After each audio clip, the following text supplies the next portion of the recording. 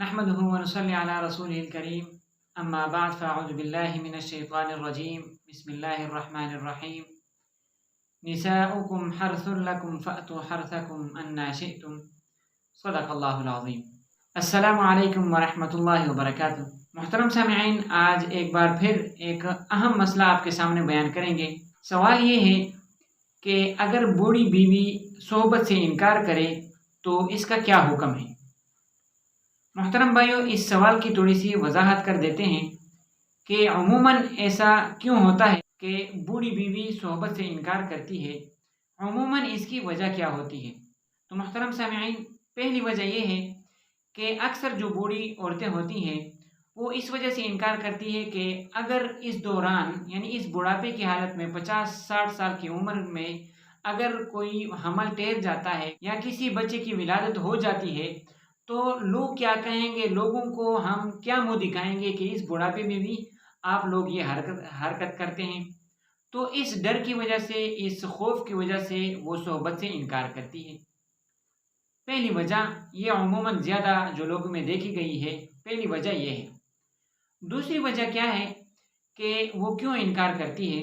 دوسری وجہ یہ ہوتی ہے کہ عموماً یا تو بیماری کی حالت ہوتی ہے یا کوئی اور مرض ہوتا ہے جس کی وجہ سے وہ انکار کرتی ہے۔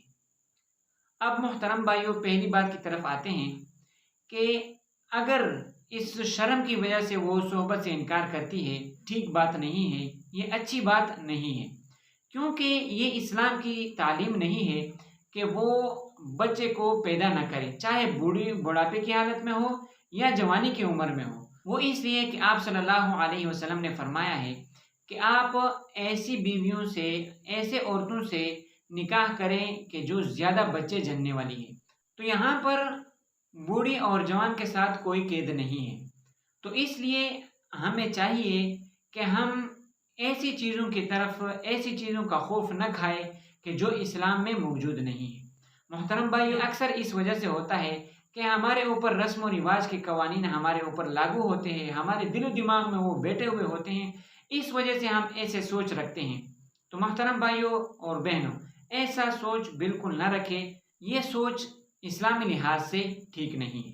دوسری وجہ یہ ہے کہ اگر مریض ہے اور مرض کی وجہ سے وہ انکار کرتی ہے اور شوہر کو شہوت کا غلبہ بھی ہے، تو اس کا جواب یہ ہے کہ شوہر کو صبر کرنا چاہیے، کیونکہ مرض کی حالت ہے۔ یہاں پر تو اکثر ایسے اوقات بھی آ جاتے ہیں کہ اگر وہ مرض ہوتا ہے تو شریعت کا حکم بھی چھوڑ دینا پڑتا ہے۔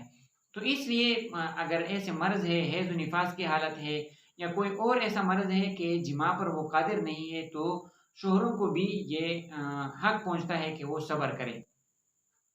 لیکن اگر کوئی مرض وغیرہ نہیں ہے، کوئی ایسی مصیبت نہیں ہے جس کی وجہ سے جماع پر قادر نہیں ہے، کوئی ایسا مرض نہیں ہے، جیسے کہ آپ کو پہلے بتایا کہ اگر اس طرح مرض ہے کہ وہ خوف، لوگوں سے ڈر کی وجہ سے، لوگوں کے تانے کی وجہ سے اگر وہ انکار کرتی ہے تو یہ بات درست نہیں ہے، اس لیے کہ یہ اسلام کے خلاف ہے، کیونکہ اسلام نے یہ کبھی نہیں کہا ہے کہ بڑھاپے کی حالت میں آپ اولاد کو نہ مانگے۔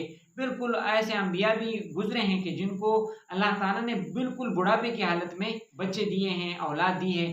تو ہمیں بھی چاہیے کہ ہم بھی ایسا نہ کریں کہ اگر ہم بڑھاپے کی حالت تک پہنچ چکے ہیں اور ہم کہیں کہ نہیں، ابھی ہمیں اولاد نہیں چاہیے۔